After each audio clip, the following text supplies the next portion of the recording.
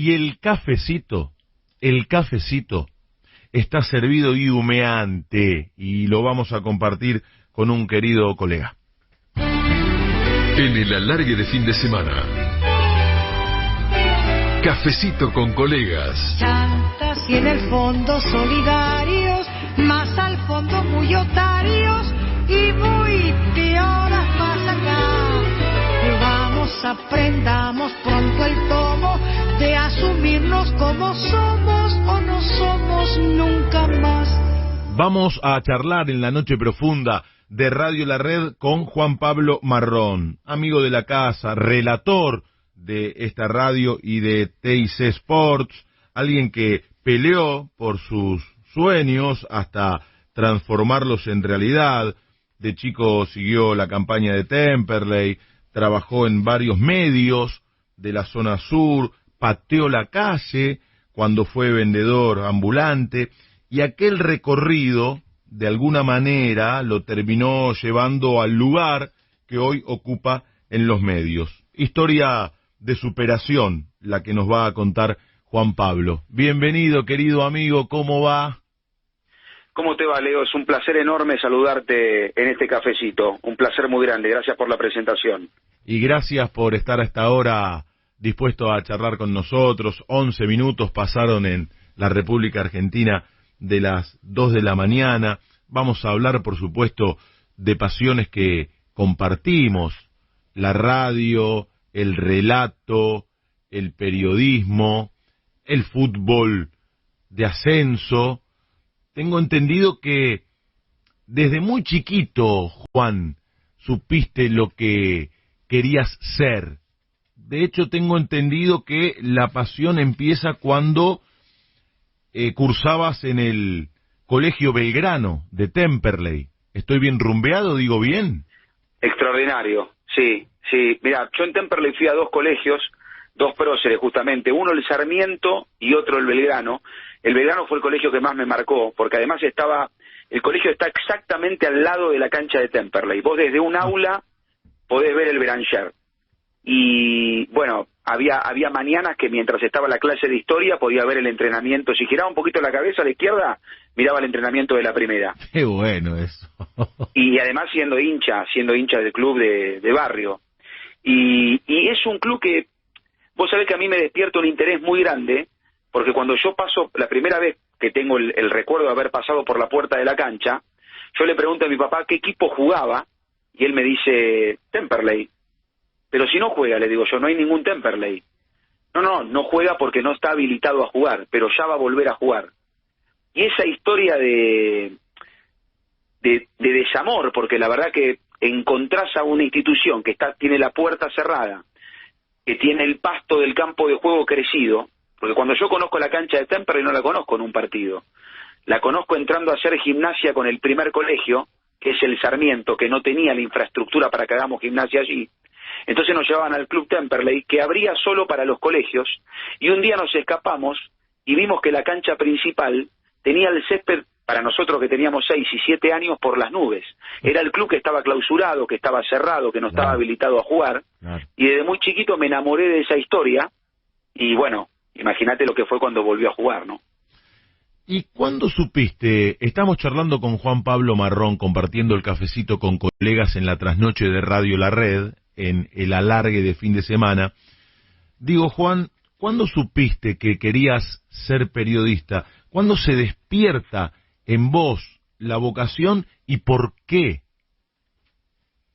Mirá, mi mamá todas las mañanas cuando me despertaba para ir al colegio tenía encendida Radio Rivadavia, Radio Colega, escuchaba el programa de Santo Biasati todas las mañanas. Y contacto directo, ¿no? Contacto directo con Santo Biasati, claro. Que de hecho ella lo va a presenciar, ya docente de toda la vida, y siempre tuvo una ligazón muy grande con los medios, pero nunca pudo dedicarse. Le hubiese gustado estudiar comunicación, le hubiese gustado estudiar periodismo, se decidió por la docencia, después me tuvo a mí, tuvo a mi hermana, y no pudo dedicarse a estudiar periodismo, y creo que de alguna manera esa vocación me la terminó pasando a mí. Sí, yo me daba cuenta que en los actos escolares tenía un poco la virtud de alguna manera de jugar a lo comunicacional, Y me acuerdo que todas las mañanas escuchando ese programa, un día estábamos yendo, no es muy agradable el recuerdo por lo que sucedió, pero yo tenía 8 años y había un móvil en la Embajada de Israel, que yo tampoco sabía lo que era. Pero me impactó la manera en el que el periodista, el movilero que estaba allí, estaba transmitiendo que había habido un atentado, que había gente corriendo para todos lados, se escuchaban los gritos, y a mí me sucedió algo adentro que tenía como, se me despertó el deseo de querer saber más, y entendía que la manera de saber más era estar ahí, en el lugar de los hechos. Y me parecía terrible el desafío de una persona contando lo que estaba pasando en el medio de la desesperación. Nunca me olvidé de aquello. Y bueno, despertándome todas las mañanas con un programa de interés general, con una madre que de alguna manera veía que yo podía tener lo vocacional desarrollado y al mismo tiempo con ese deseo que no lo puedo explicar, pero que lo recuerdo desde ese momento, bueno, se me despertó ese gran interés hasta el día de hoy, ¿no? Con casi 40 años. ¿Y escuchabas fútbol por radio? Me imagino que sí. Escuchaba fútbol por radio. El primer relator que a mí me marcó mucho fue Walter Gol Saavedra. Ah, qué relator, poeta. Totalmente. Porque al mismo tiempo también me despertó el interés por algunos temas. Yo entendía que empecé a entender que el relato deportivo podría tener, dentro de la transmisión de un partido, podría tener un montón de temáticas. Claro. Y me despertaba otros intereses, un relato de fútbol que me despertaba otros intereses, y bueno, la verdad que me marcó mucho a mis 10, a mis 11, en los momentos de la preadolescencia, a los 12 también, ¿no? Despertó otras inquietudes, y siempre lo tenía. Bueno, radio, en ese momento aquella radio en mi casa se escuchaba mucho, y obviamente que las transmisiones deportivas también fueron como el gran despertador, ¿no?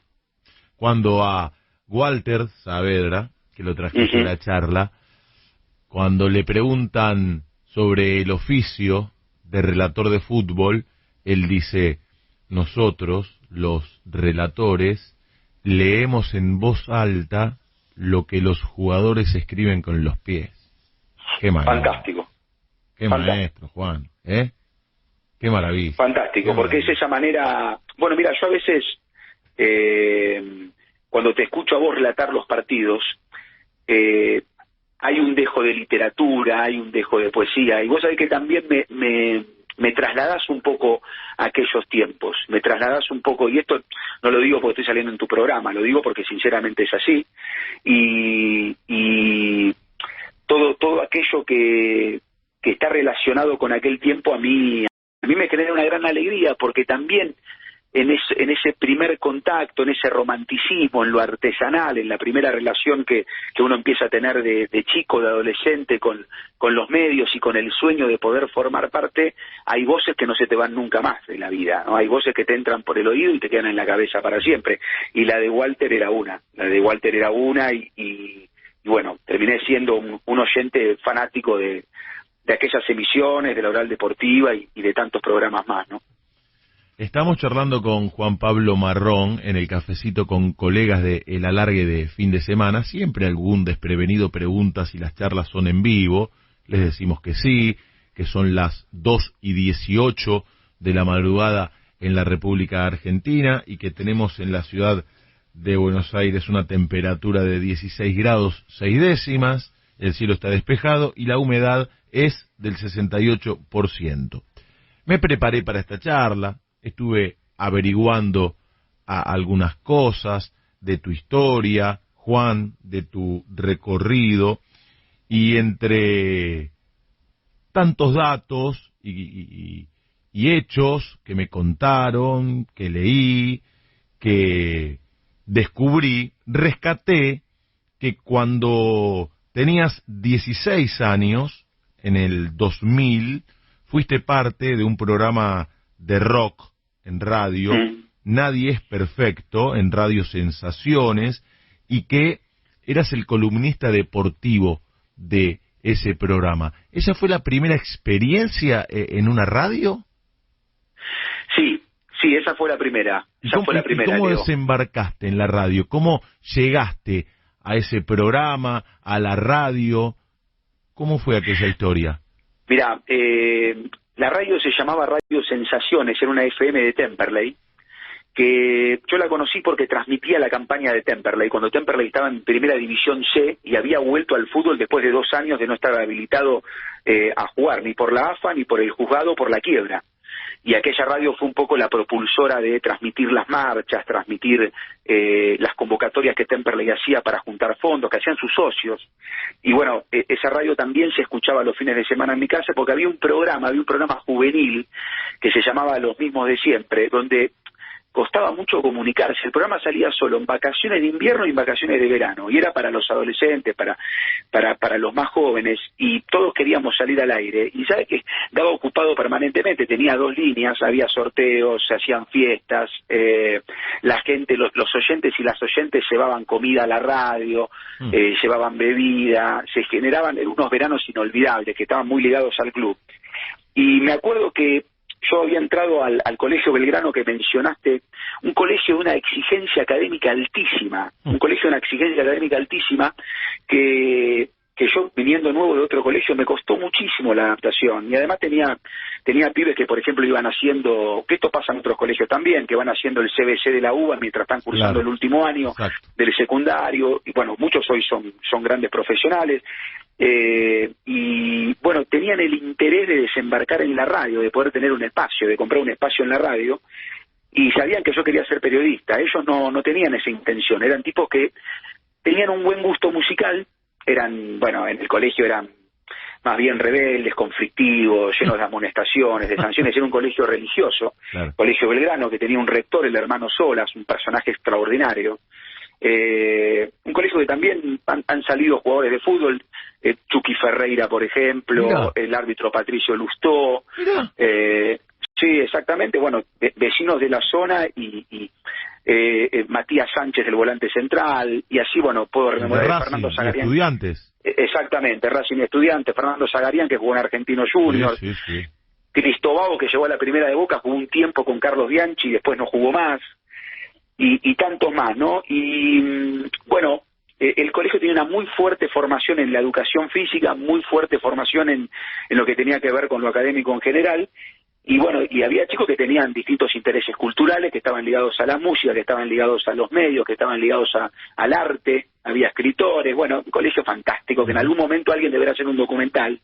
Y había 3 chicos que tenían el interés de hacer un programa de radio, pero no sabían cómo moderarlo, no tenían la idea de a qué radio podían ir. Entonces, como yo era estudiante de periodismo, eran 3 compañeros míos del curso. Vos ya estudiabas periodismo. No, yo en realidad sabía que quería ser periodista, pero estaba en el 4º año del secundario, estaba iniciando el 4º año del secundario, y ellos sabían que yo quería ser periodista, eran pibes complicadísimos, yo había sido nuevo en el colegio, no había tenido la mejor bienvenida, pero me necesitaron, ¿viste? Me necesitaron y vieron en mí una virtud, y bueno, empecé en ese programa. Yo le dije, mira, yo los puedo ayudar hablando de fútbol, porque yo de lo que van a hablar ustedes no entiendo mucho.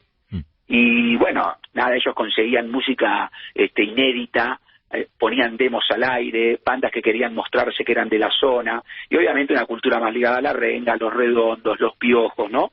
Que bueno, ellos habían ido a miles de recitales, que se escapaban de la casa para ir con 13, con 14 años, otra época también, una época donde el rock estaba muy presente, y yo hablaba de fútbol, pero me acuerdo que desde ese programa empecé a ganarme un poquitito el respeto que me costó tener en ese curso en el primer año, porque bueno, quizás por conveniencia o no, ellos me empezaron a respetar un poco más, me empezaron a conocer los padres, me empezaron de alguna manera a afianzar en un grupo de pibe que era bravísimo de verdad, pero muy inteligente, por cierto, pero bueno, y con el paso del tiempo quedó ese programa que se llamaba Nadie es Perfecto, por un tema de los redondos justamente, y yo hablaba de fútbol, pero bueno, le empecé a encontrar la vuelta a lo que era una tanda, lo que era un operador técnico, lo que era desde la lucecita del aire hasta... Hicimos unos 30 programas más o menos, pero de los que nunca me voy a olvidar. ¿Tu abuelo era hincha de Deportivo Español? Mi abuelo paterno era hincha del Deportivo Español. Él nació en Asturias. Te lo pregunto porque siempre digo que hay una gran complicidad con los oyentes a esta hora, y que los oyentes que escuchan la radio en la trasnoche son los más incondicionales. Por eso el programa es tanto de ellos como de nosotros. Y uno de ellos, Carlos Rodríguez, me escribe, me acaba de escribir en Twitter y puso: qué grande Juan Pablo Marrón. Te arroba, así que en algún momento te va a llegar el mensaje. Más grande el abuelo, que era hincha de Español, che. Por eso te lo pregunté. Sí, mi abuelo paterno, mirá cómo es la vida, mi abuelo paterno era hincha del Deportivo Español. También viste que se usaba mucho ir a ver, vos podías ir a ver, viste que estaba esto, después ibas a ver fútbol y podías ir a la cancha a un equipo que te quedaba cerca. Claro. Mi abuelo nació en Asturias, se vino en barco a la Argentina. Bueno, fue padre de mi padre y bueno, era hincha del Deportivo Español por ser un club de la colectividad, era el club que quería, pero no lo iba a ver muy seguido, iba a ver a Banfield porque le quedaba cerca de la casa, entonces iba a ver fútbol, iba a ver a Banfield, pero su corazón estaba con el Deportivo Español, totalmente. Y mi abuelo materno hincha de Independiente, así es la vida también. Y bueno, mi abuelo materno no era tan futbolero, creo que se empieza a acercar al fútbol cuando vio mi devoción por el fútbol, mi extrema devoción por el fútbol, y mi padre no siguió el lema de su padre. Mi abuelo tenía una panadería en Temperley, una panadería que estaba muy cerca de la cancha, donde la gente hacía larguísimas colas para conseguir la galleta marinera, para conseguir totalmente. Sí, que era la única panadería en Temperley que la vendía. Y tenía una receta particular, y bueno, una panadería que tuvo mucho éxito en la década del 60, en la década del 70, había una cola tremenda cuando terminaban los partidos para comprar la factura, para comprar el pan, para la merienda después del partido. Y bueno, el grupo de obreros, de panaderos que trabajaban para mi abuelo, el capataz de todos ellos era hincha de Racing. Y bueno, a mi papá lo hizo de Racing, mi papá no siguió a mi abuelo, sino que siguió aquel hombre que lo terminó haciendo de Racing. Mirá. El Racing de José, ¿no? En aquel momento. Claro, qué Racing. Hace un rato estamos charlando con Juan Pablo Marrón, en este cafecito con colegas que tanto disfrutamos en la trasnoche de Radio La Red. Hace un rato, Juan, te pregunté cuándo nació tu vocación por el periodismo y hiciste referencia a tu vieja, a su pasión, que de alguna manera te la trasladó. Ahora te pregunto, ¿cuándo nace la pasión por relatar fútbol? Mirá, a mí en mi casa siempre se escucharon los partidos por radio. Hasta que llegó el DECO siempre se escucharon los partidos por radio. Y a mí me gustaba, que esto le pasó a muchos colegas, esto de relatar a los amigos en el colegio o en la cuadra. Hay un cuento muy bueno, no sé si lo leíste, de Dolina, que habla de esto, del tipo que relataba sus propios partidos, pero era tan malo jugando al fútbol, que los amigos le dijeron: ¿por qué no te vas a un costado, dejás de jugar con nosotros, pero nos seguís relatando? Y el tipo empezó relatando a sus amigos y después terminó relatando partidos imaginarios, hacía shows, iba por las escuelas, relatando partidos imaginarios. Héctor Bandarelli, el relator de Flores.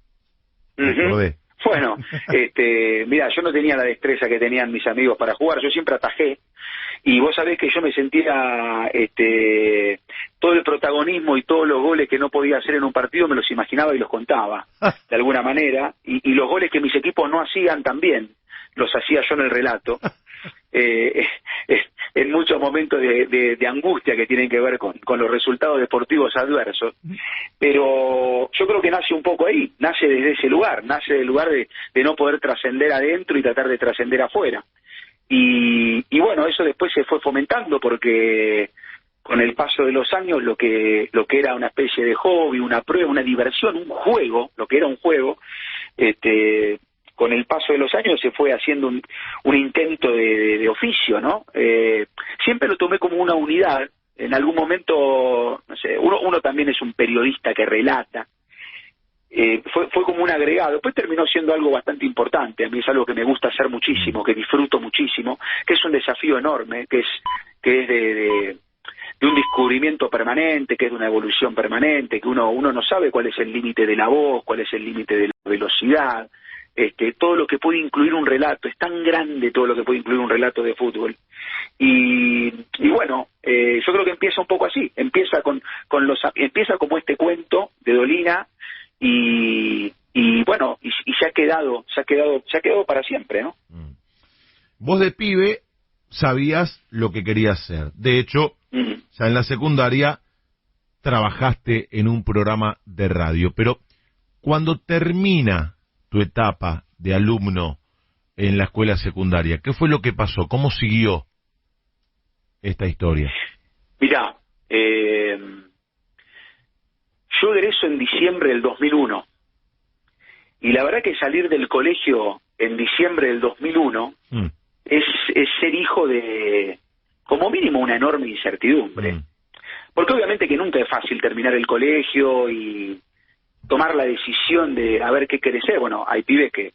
Yo tuve la fortuna de haber sido criado por una mamá y un papá que tuvieron las posibilidades de darme todo lo que necesitaba, de poder llevarme a un colegio, de poder promocionarlo y de tener la inquietud de poder estudiar y tener una vocación definida. Me tengo que considerar un súper privilegiado. Ya en el contexto en el que yo fui adolescente vi muchas familias caerse y vi muchos pibes que tenían enormes potenciales que terminaron, algunos no pudieron seguir el camino. Entonces, ya de por sí me consideraba un poco un afortunado. Yo me daba cuenta que el 2001 de Argentina tenía nuevos actores sociales en la calle, ya me daba cuenta que una calle podía cortarse, ya me daba cuenta que había tipos que juntaban cartón para poder venderlo, ya había cambiado la geografía, la fisonomía, los rostros, ya no era lo mismo tomarse el tren que en otros momentos, ya no era lo mismo salir de noche que en otros momentos, ya no era lo mismo la familia que consumía determinadas cosas, hacía determinados viajes, caminaba determinadas calles, y de repente había un montón de familias que se habían descompuesto, que se habían desarticulado. En ese contexto que yo ya veía, porque era un adolescente que también prestaba atención y que tenía mi mínimo bagaje cultural como para poder interpretar situaciones, egresar en diciembre de 2001 también es como un golpe de realidad muy brusco. Mientras yo promocionaba las últimas materias del secundario, se mataba gente en la Plaza de Mayo, quedaban congelados los ahorros, había ese mensaje de que no había ningún futuro para nadie, y en ese momento tuve que salir a estudiar periodismo deportivo, con lo que implicaba una carrera de la que ya se delataba y se denotaba que el futuro en la mejor versión de un país también iba a ser complicado. Imagínate en ese contexto cuando yo entro a la primera clase en el Círculo de Periodistas Deportivos en marzo de 2002 y entraron dos personas, una chica y un chico, empleado de Editorial Atlántida, para venir a decirnos que la revista El Gráfico iba a cerrar. Imagínate un pibe de 17 años por cumplir 18 en ese contexto, empezando periodismo deportivo, en donde el rector lo primero que te dice es que de ese aula posiblemente ninguno se dedique al oficio, y que seguido a eso entran dos empleados de Editorial Atlántida para decir que la Biblia que uno leyó todas las semanas, de la que quería escribir, de la que quería formar parte, de la que esperaba los lunes por la noche, de la que veía la portada, iba a desaparecer. Así empecé yo a estudiar periodismo deportivo. Sí, pero pará, ahora seguimos. El rector entró al aula y les dijo, probablemente ninguno de ustedes llegue a laburar de periodista. Totalmente, ese fue el primer mensaje que yo recibí. Buenísimo, un canto al optimismo fue el hombre. Sí, totalmente. La verdad que es muy desalentador. En cierto punto también puede ser una advertencia, ¿no? Sí. Pero bueno, no es la manera que yo hubiese elegido para motivar un aula. Claro, de acuerdo a cómo lo toma uno también, pero es duro, totalmente. ¿No? Muy duro, muy duro. Imagínate al instante cuando vienen los dos empleados de Editorial Atlántida para contarnos que iban a hacer una marcha, para contarnos que tomemos conciencia, porque también era un momento en donde se cerraban un montón de ciclos, sí, ¿no? Recuerdo, claro. Y bueno, y así tratar de ver cómo se hacía, a ver qué iba a pasar y cómo iba a ser, porque mi gran preocupación es cómo iba a ser yo, que tenía un deseo de mucho fuego, de sentir una vocación muy grande, de poder trasladar todos esos deseos a la realidad. Y bueno, nació en mí un joven súper autoexigente que trató de formarse y que trató de, marcar una diferencia en las clases con algunos plus, pero no fue fácil, ni mucho menos.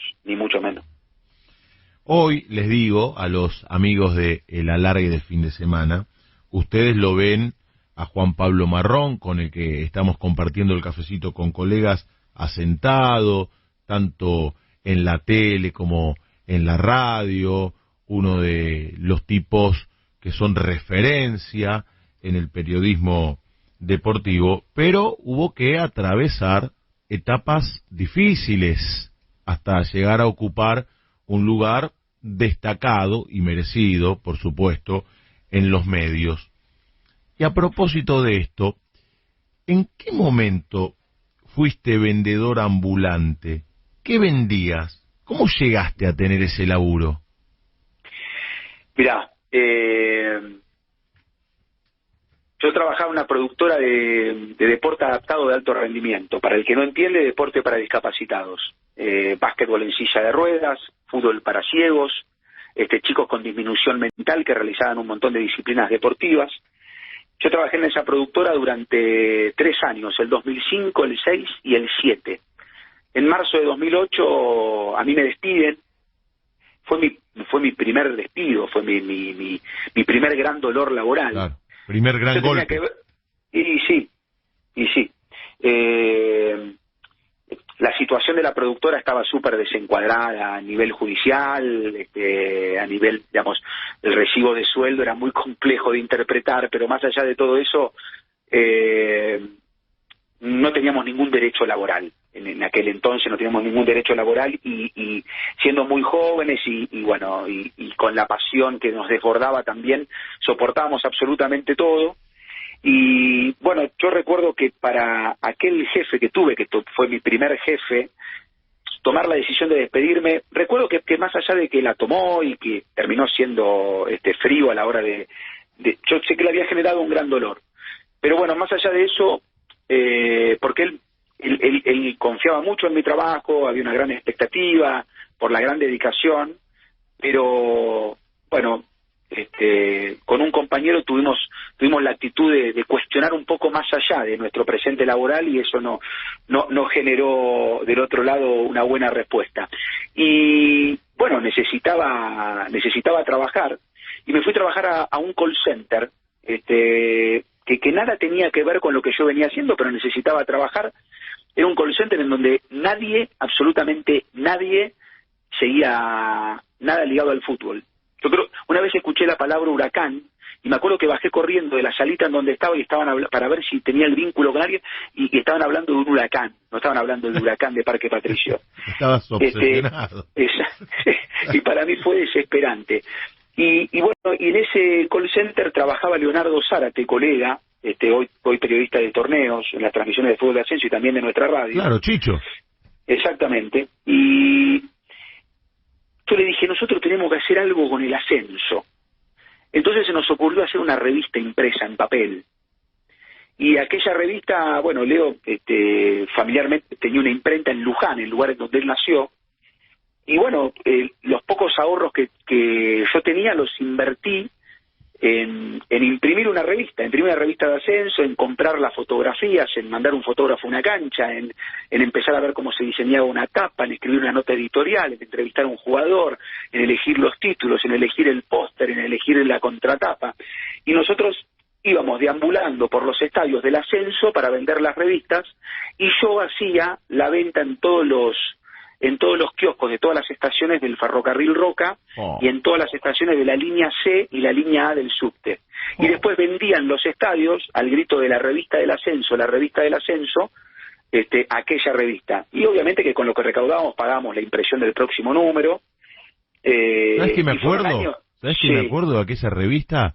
Las guías que hacían Totalmente. ustedes. Que para mí, que en esa época relataba la campaña de excursionistas, eran de gran aporte, eran una enorme fuente de consulta. Para esas guías pasábamos un mes sin dormir.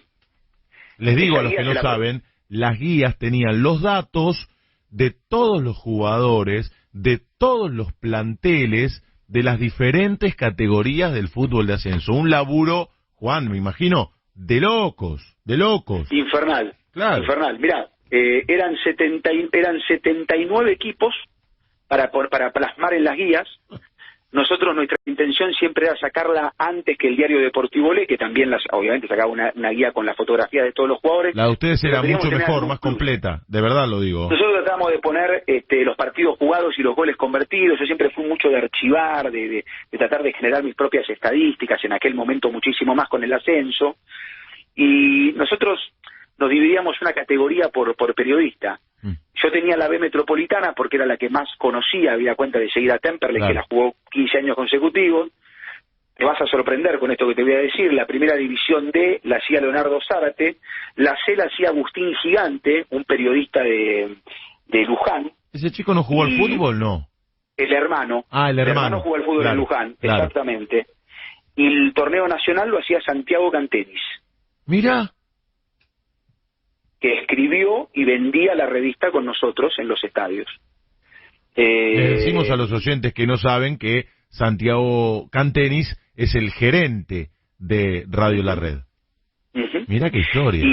Y bueno, para nosotros íbamos a vender a la cancha de, no sé, si había que ir a vender a la hinchada de Fénix.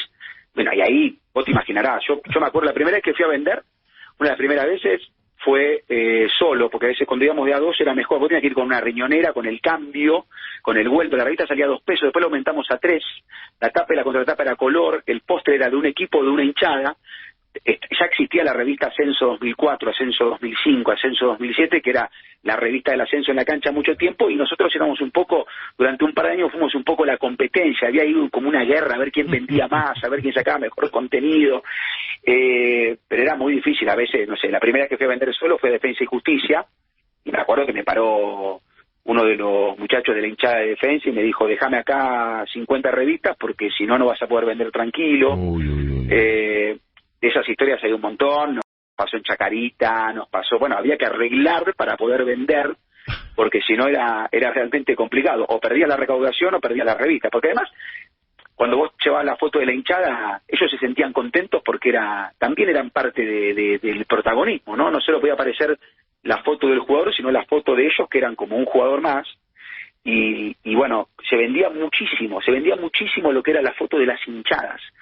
Y hemos hecho récord de venta, por ejemplo, no sé, íbamos a Isidro Casanova con Almirante Brown y nos volvíamos sin revista, íbamos a La Ferrer y nos volvíamos sin revista. Después había clubes que compraban menos, teníamos más o menos los clubes que podíamos vender más, los clubes que podíamos vender un poco menos, apostábamos mucho al puntero o al que tenía mucha gente, Chicago, Deportivo Morón.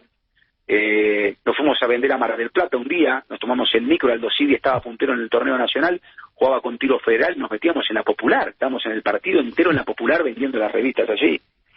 Bueno, y no dormíamos, para hacer las guías no dormíamos porque era interminable la cantidad de datos, los dirigentes nos compraban mucho las guías para futuros mercados de pases, en la AFA se vendían muchísimo, y también, bueno, recuerdo que era bravo cuando cuando habían sobrado muchas de un número, cuando había un número poco exitoso era tremendo porque bueno, había que reinvertir para hacer el próximo, ¿no? En un ratito estamos charlando con Juan Pablo Marrón. En un ratito nos vamos a retrotraer imaginariamente en el tiempo a cuando laburaste en Estación 820, en Excelsior 730, en el Canal 5 de Lanús. Pero ahora prepárate porque la producción preparó algo. Preparó esto, escucha. El Diverso es una actividad de integración total donde las personas convencionales pueden practicar tenis sobre sillas de ruedas. Esta actividad organizada por la Asociación Argentina de Tenis Adaptado contó con la presencia de Guillermo Cañas por segunda vez consecutiva. Y Guillermo, a muy poco tiempo de volver al circuito de la ATP, estuvo hablando con las cámaras de reto. Te mostramos de qué trata esto del Diverso, de la gran integración que hay y de la adaptación de las personas convencionales al deporte adaptado de alto rendimiento y la presencia de Guillermo Cañas acompañado de la Pitu Salerni. Vamos a ver las imágenes y lo mejor del tenis aquí en Reto.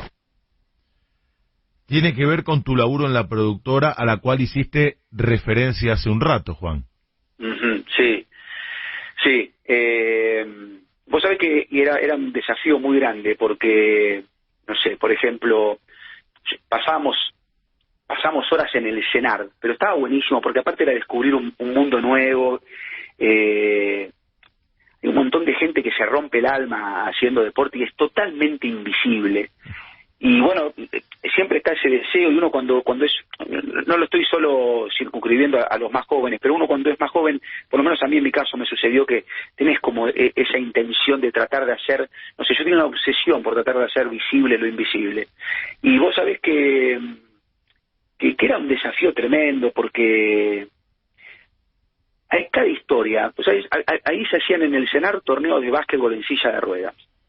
Había pibes que habían tenido un potencial tremendo y por ahí nacieron con alguna discapacidad, una fuerza de voluntad tremenda para agarrar la pelota y embocarla en el aro, con una mano mover la silla, con otra mover la pelota, hacerla picar, tratar de embocar. Había un chico que a mí siempre me marcó para toda la vida, que había tenido un accidente en un tren, se había caído, había perdido un brazo y las dos piernas, y había jugado al básquetbol toda su vida y le pasó lo que le pasó.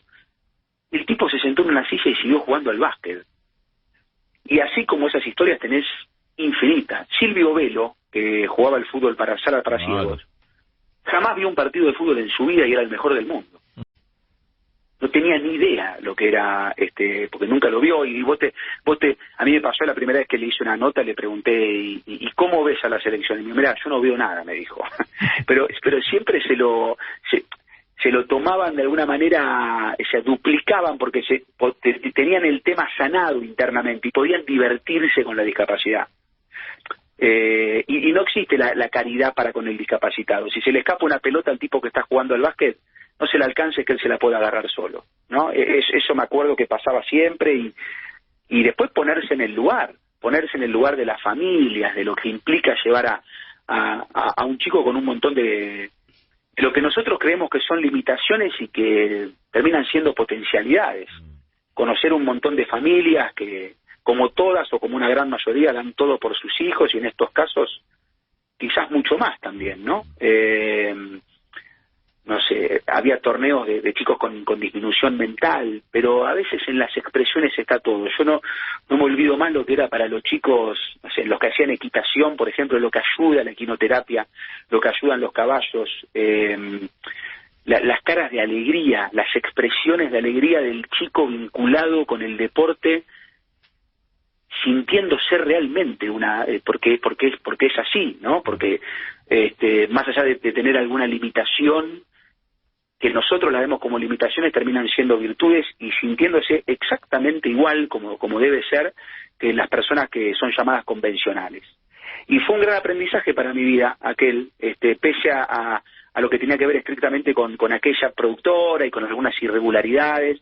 Fue un gran aprendizaje el hecho de pasar todas esas horas en el CENAR, ir a cubrir torneos de tenis de mesa, torneos de tenis, torneos de fútbol, torneo de fútbol 7, que es chicos que tienen alguna parálisis cerebral, y ver los partidos y ver cómo tratan de trascender, y la competencia a la que llegan, porque es un mundo súper organizado que tiene los paralímpicos, que tiene los parapanamericanos, que compiten internacionalmente, las selecciones nacionales. Bueno, aquello fue una enseñanza de vida que nunca más en mi historia se me va a ir, nunca más me la voy a olvidar. Eso me marcó para siempre. Cuando comenzamos esta charla, yo dije que trabajaste en varios medios en el comienzo de este recorrido de la zona sur, y recién hice mención a algunos de ellos: Estación 820, Excelsior 730, el Canal 5 de Lanús. ¿Cómo empezaron a llegar esos laburos a tu vida? ¿Cómo desembarcaste en esos medios? Golpeaba las puertas. ¿Esta era la etapa en la cual vos estudiabas en el Círculo de Periodistas Deportivos? Sí, Ajá. Exactamente, Ajá. Exactamente. De la productora me llamaron porque la productora que hacía el deporte adaptado de alto rendimiento tuvo una inversión publicitaria en el Club Temperley y necesitaban un periodista que sepa del día a día del club. Bueno, y al final terminé trabajando para varios productos de la productora. Pero, por ejemplo, de Estación 820 yo era oyente. Y un día, yo cuando en el último año del secundario, además del programa de radio con el que empezamos hablando, el del cuarto año, en el quinto año del secundario, el tercero de Polimodal en provincia de Buenos Aires, el colegio tenía un sistema de pasantías que trataba de buscarte alguna actividad laboral vinculada a lo que ibas a estudiar.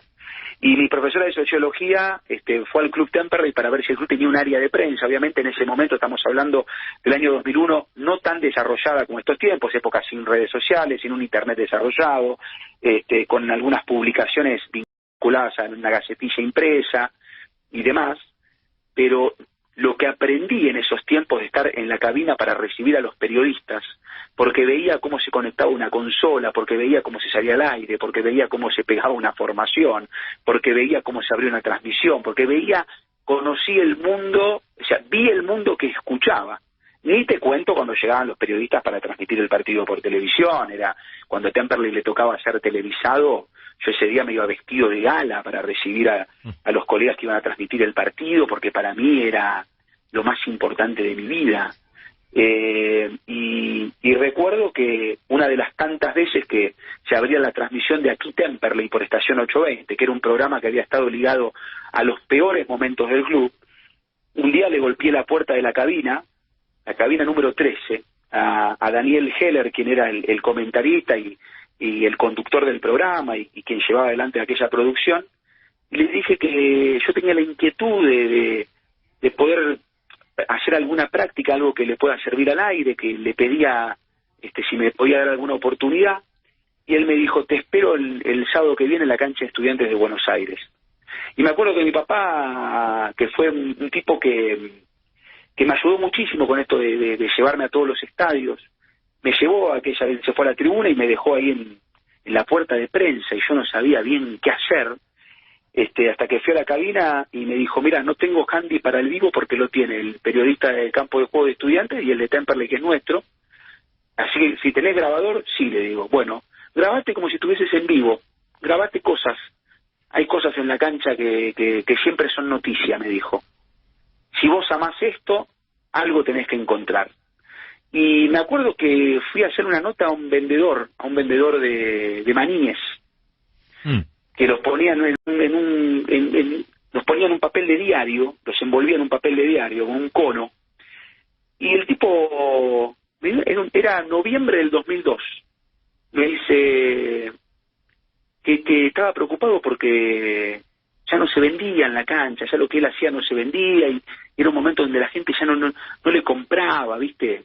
Un panorama totalmente desalentador, pero el tipo lo había dicho de una manera, porque yo encontré en la cara de desdicha del tipo, encontré un testimonio que también te ambientaba en un plano social, político de ese momento, y después empecé a entrevistar a los hinchas que llegaban, porque la radio tenía el servicio de contarle a los familiares que se habían quedado, que habían llegado todos bien a la cancha, porque los viajes eran vos te lo acordarás muy bien, cruzar la General Paz, se cruzaban todas las hinchadas, era un desafío de visitante en el ascenso.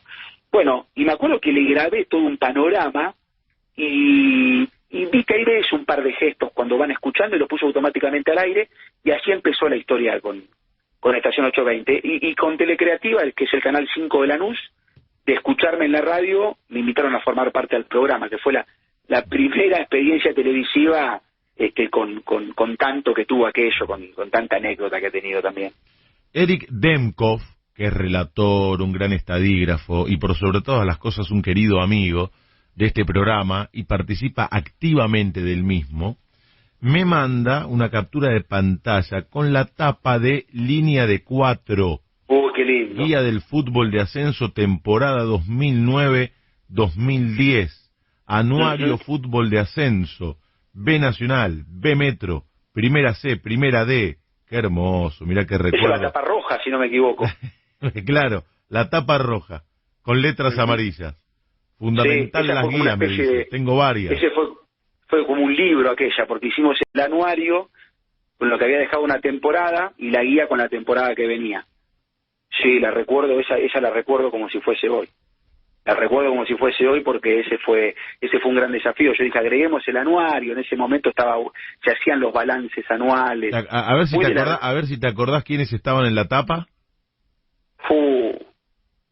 Uno creo que es el Chipi Barijo. Bueno, ahora me va a ayudar Eric. Y puede ser el Chipi Barijo jugando para Deportivo Merlo. El Chipi Barijo en Deportivo Merlo, claro, con ropa de entrenamiento. Sí. Sí. A ver, ¿y qué más? ¿Te acordás? Otro, te voy a ayudar. Otro, hoy es compañero de esta casa. compañero nuestro. Ese el tipo no se acuerda ni lo que escribió. No, pues sabés que la tapa la diseñaba Leo. Pepe Chatruc, mirá vos. Pepe Chatruc en Tiro Federal. En Tiro Federal de Rosario. El Lobo Montenegro en Flandria. O sea, es una tapa dividida en 4 fotos. En 4 fotos. El Chipi Barijo, Pepe Chatruc, el Lobo Montenegro en Flandria y me falta uno, que está de espalda. A ver. Son 2 jugadores, me parece que de Almagro. Pasa que está un poco arrugada esta tapa. Ahí me va a ayudar, Eric. Escribime, Eric. Bueno, estamos charlando con... Qué lindo recuerdo. ¿Viste cómo participan los oyentes, los colegas? Eso es motivante. Por eso digo que el oyente de esta hora es el más incondicional, el más cómplice, porque siempre se dice que la radio es compañía para el que la escucha, y yo digo que la radio también es compañía para nosotros que hacemos y nos sabemos acompañados por estos oyentes tan activos, que escriben, que envían mensajes, recuerdos, de tal modo que son parte importante del alargue de fin de semana. La otra foto de colegiales. ¿De colegiales? A ver. La otra foto de colegiales. Uno es el payaso Molina de espalda. ¿La encontraste? Sí, tal cual. La encontré. Colegiales. El payaso Molina de espaldas y el otro no sé si es Cáceres, no me acuerdo mucho el apellido. Pero... Está desteñida esta tapa, claro, colegiales. Sí. Exactamente. Pues, bueno, yo tengo un museo en mi casa. Imaginá que esas publicaciones son la reliquia más linda que tengo, ¿no? Sí, sé que sos coleccionista. Después vamos a hablar de esta faceta. ¿Cuándo empezás a relatar, Juan? Mirá, la primera vez que relaté, vos sabés que yo venía haciendo, porque salía yo estaba estudiando periodismo deportivo en el Círculo, pero mi mamá se enteraba que salía algún curso, algo para agregarle a mi terciario, y me lo informaba, y ella escuchaba siempre Marca de Radio con Eduardo Aliberti, que hoy sigue saliendo, hoy está en Radio La Red, y ella era incondicional de dicho programa, y bueno, se había abierto la escuela Éter, y me acuerdo que había empezado el seminario con Eduardo Caimi y Néstor Centra de Relato Deportivo en Radio, los martes y los jueves, 3 horas cada día. Entonces yo terminaba el Círculo y me iba para allá. Compañeros del Círculo me preguntaban, ¿pero a dónde vas ahora? No, porque hay una escuela de relato deportivo y a mí me gusta mucho. Y bueno, los jueves era más teórico. Y en ese momento, el doctor Centra y el polaco Caimi llevaban adelante aquellas memorables transmisiones del fútbol de ascenso en Radio Rivadavia. Exactamente, que para nosotros era, el mundo que queríamos estar. Te estoy hablando en ese momento del año 2003, o sea, va a ser 20 años el próximo año. Y bueno, ahí con los 19 años, se enteraron en este programa, en Aquí Temperley, que yo estaba haciendo el seminario de relato, y me dijeron lo mismo que me dijeron cuando fue la primera transmisión, que después yo terminé siendo el vestuarista con el paso de los años. Con el paso de los meses, en realidad, con el mismo grabador que me ponga a relatar las inferiores. Entonces yo me fui, Temperley tenía un polideportivo en el barrio San José, que es un barrio de Temperley, en donde había una sexta división, que iba puntera, que jugaba muy bien, que a mí se me ocurrió seguir, porque yo vi la tabla de posiciones a ver cuál estaba la que mejor ubicada estaba, iba a la oficina de fútbol amateur, y dije, voy a ir a ver a la sexta. Y me dijo, bueno, elegiste la mejor. Me dijo el presidente del fútbol amateur de aquel entonces. Entonces yo me fui, en la sexta jugaba Gabriel Auche, y recuerdo que marcaba una diferencia tremenda para lo que eran las inferiores de la B Metropolitana, y me puse con el grabador a relatar tímidamente, porque estaban los padres mirando el partido, eran las 9 de la mañana. Hay que tener mucha valentía para de la nada sacar un grabador del bolsillo y ponerse se dieron vuelta todos, hasta los jugadores me miraron, un partido con Almirante Brown. Y en un momento como que quise parar, ¿viste? Ese fue el primer partido que relataste en tu vida. Ese fue el primer partido que relaté en mi vida, y después de hacer eso, que obviamente no salió muy bien porque estaba súper cohibido, porque se me metía el viento, porque no es la mejor herramienta un grabador en un descampado para ponerse a relatar. No tenía un lugar de reparo, era en el alambrado que transmitaba el partido y como podía, con los papeles mirando los juveniles de Almirante Brown, que yo los podría haber inventado, pero mi obligación era realmente contar sus apellidos. Entonces me dieron para relatar un amistoso, una práctica formal de fútbol con pecheras de la primera de Temperley contra San Martín de Bursaco, en un fin de semana que no había habido fútbol, y fue complejo, porque en las pecheras me costaba distinguir a los jugadores de San Martín, entonces como que iba, claro. San Martín era la primera D, no jugaba en la categoría con Temperley. Claro, aparte sin números, nada. Sin números, claro. Los jugadores de Temperley los conocía todos, claro. Obviamente eran los jugadores, hasta que llegaron los 11 cambios para el segundo tiempo y se complicó un poco, y ganó Temperley 4-1. Eso salió al aire por estación 820. Eso salió al aire, no en vivo, eso lo grabamos y después lo editaron y lo pusieron al aire. Mirá. Lo pusieron al aire.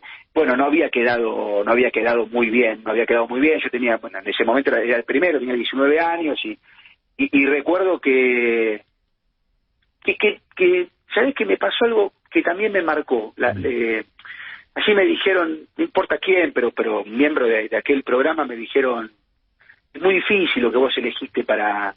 Si vos no sos amigo de alguien que tenga como papá al dueño de una empresa muy importante, de esto no vas a poder vivir. Todos macanudos, el rector del círculo, los amigos de la 820, te cruzaste con gente muy macanuda, optimista. Bueno, pero fueron grandes incentivadores, claro. Leo, fueron grandes incentivadores porque de alguna manera me fueron motivando a romper un poco con aquellas sentencias que a cualquier pibe lo pueden noquear, sinceramente lo pueden noquear y bueno, nada, había que seguir adelante. Tuve varias oportunidades para bajarme del barco, pero bueno, no me bajé. Mi mamá en el momento, yo una vez estaba sentado con ella, no es por romantizar ni victimizarme, ni mucho menos, muy lejos de eso, ¿no? Porque hay cosas más que, bueno, cada uno con sus dramas los vive como puede, y en ese momento yo me senté con mi madre y le dije, era el momento más desesperante vinculado con este oficio, y dije, mirá, nadie cree en mí. Y ella me dijo, yo sí. Y eso para mí fue lo más movilizante que me pasó en la vida, ¿no? Qué bueno, qué bueno. El que lo cuenta es Juan Pablo Marrón, que está charlando con nosotros. Un abrazo a Juan Chiesa, este era un arquerazo, un gran formador, director técnico, amigo, Juan querido. Gracias por escucharnos. Ariel López Camelo, otro amigo de la vida que me aporta, el predio de Temperley del barrio San José es el Fortín. Exactamente, sí Fortín. Señor. Nos está contando su historia, Juan, y a propósito de aquellos partidos de Temperley, cómo se amalgamaron de alguna manera tu pasión por el fútbol, por el periodismo, Temperley y el relato, la producción preparó esto. Escuchate, Juan, a ver. Eduardo González encara a Salomón, ahora levanta la bocha para Caballero, la dejó pasar, Caballero le pega, aguantó, retrocedió para Nani, no le puede entrar Nani, ¡gol! ¡Gol!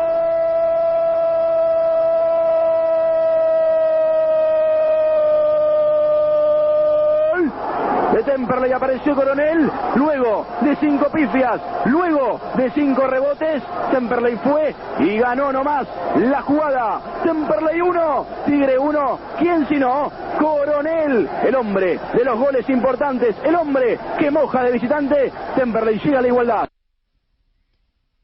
¿Y esto? Fantástico. Mirá, eso había que improvisar con el relato televisivo, porque eso era Soy Celeste por TV. Y ese partido lo relatamos en la platea de Tigre. Esto era para Canal 5 de Lanús. Eso era para Canal 5 de Lanús. Ajá. El Tigre de Caruso Lombardi, puntero de la Primera B Metropolitana, año 2004, torneo apertura, jugaba contra Temperley, que estaba peleando el campeonato, no estaba puntero. El Tigre de Caruso Lombardi arrasaba con todo. Y ese creo que fue el primer partido que no gana en el campeonato. Jugaba el Chino Luna, jugaba Bebe Arriola, equipo fantástico, ya jugaba Blengio, estaba Castaño, creo que Campestrini era el arquero. Ganó los 2 torneos, el Apertura y el Clausura 2005, y ascendió al Nacional B. y Temperley venía peleando esa apertura, y bueno, había público visitante en ese momento. La gente de Temperley se la escucha gritando el gol de Coronel, y yo estaba con algunos temores porque estábamos transmitiendo sentados en la platea con la gente de Tigre, no había cabina para nosotros.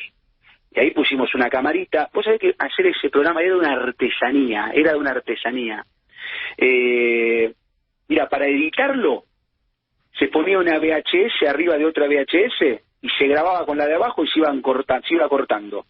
Se ponía rec y para pegar la otra imagen se ponía stop y se ponía rec con la imagen que querías agregar. Y esa era la edición que había, no había más que para eso.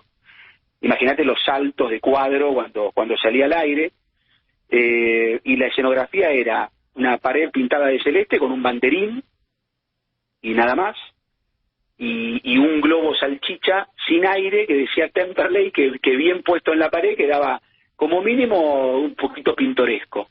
Y yo me encargaba de llevar a los jugadores, el programa salía los lunes, y vos para verlo por la televisión era muy difícil, porque no tenías que tener cable, era un canal de aire. Canal 5 Lanús era un canal de aire. Entonces, si vos tenías cable, no lo podías ver. Ahora, si no tenías, lo veías. La mayoría de la gente tenía cable ya. En el 2004, una gran cantidad de gente tenía cable. Mi sueño era que el programa pueda o verse en el cable.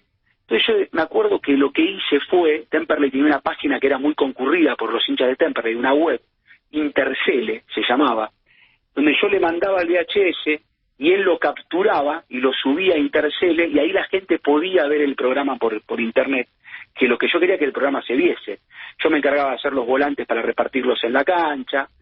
El programa salía de milagro al aire porque Fabio, que era la persona que en ese momento lo producía, que hoy Soy Celeste por TV sigue existiendo, pues sabés que fue la primera transmisión que hizo un streaming en el fútbol argentino. Vamos a transmitir por internet, dijo Fabio una vez en cancha de Rosario, nadie entendía qué quería decir. De hecho tuvo una complicación con los derechos audiovisuales de la categoría, porque no estaba autorizado como para hacerlo. Te estoy hablando del año 2007, pero en ese 2004 él lo que había conseguido era un canje para que el canal tenga combustible gratis para llenar el móvil de televisión. Entonces por eso le regalaban el espacio.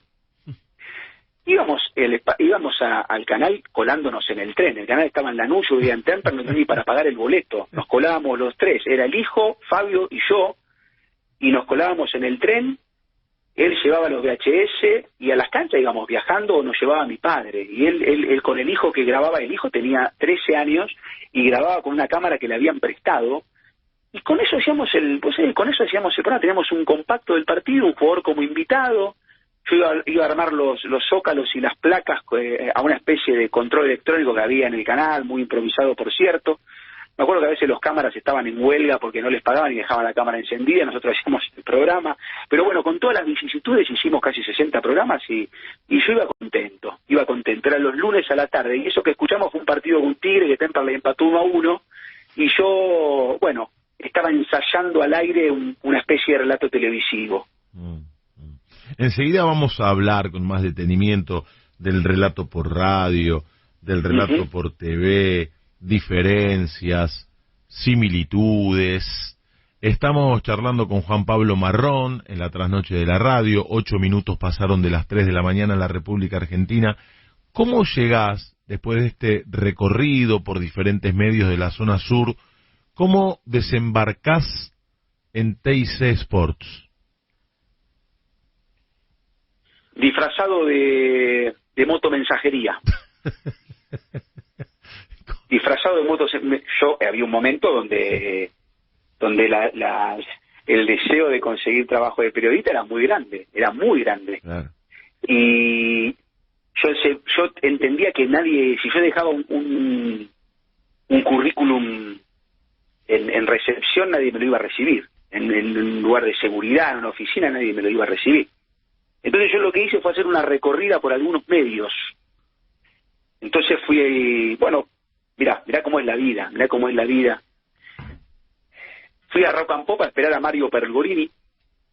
Salió, me atendió muy amablemente, le dejé un material, yo hice un DVD con algunos trabajos como este que vos pusiste al aire de la productora de deporte de adaptado de alto rendimiento, y un CD con algunas cosas en radio. Y bueno, y un CV impreso, muy bien presentado, un celo bien presentado que estaba, con un diseño, había invertido, había hecho una inversión para que me prepare todo ese trabajo. Mario Pergolini me lo recibió de muy buena manera. Fui a nuestra querida radio también, a Radio La Red. Pasaba horas hasta que alguien saliese y me pudiese recibir. Y dos conductores de la emisora me recibieron muy bien lo que yo les entregué. Siempre me quedó un muy buen recuerdo de aquello. Y en todo el camino me acuerdo que fui a la productora de Gastón Pols. ¿Qué conductores te recibieron también? Mirá, yo no creo que ellos lo recuerden, pero Martín Lieberman Mirá. y Mariano Clos. Mirá. Y esas cosas, fueron los que me cosas recibieron. quedan en la cabeza. Esas cosas quedan para siempre. Claro. Esas cosas quedan para siempre. Porque yo no sabía, en ese momento Martín se estaba por ir de la radio, y yo no tenía ni idea, porque yo esas internas no las conocía, yo era un joven que estaba... Y él me recibió el currículum de una manera súper amable, me escuchó.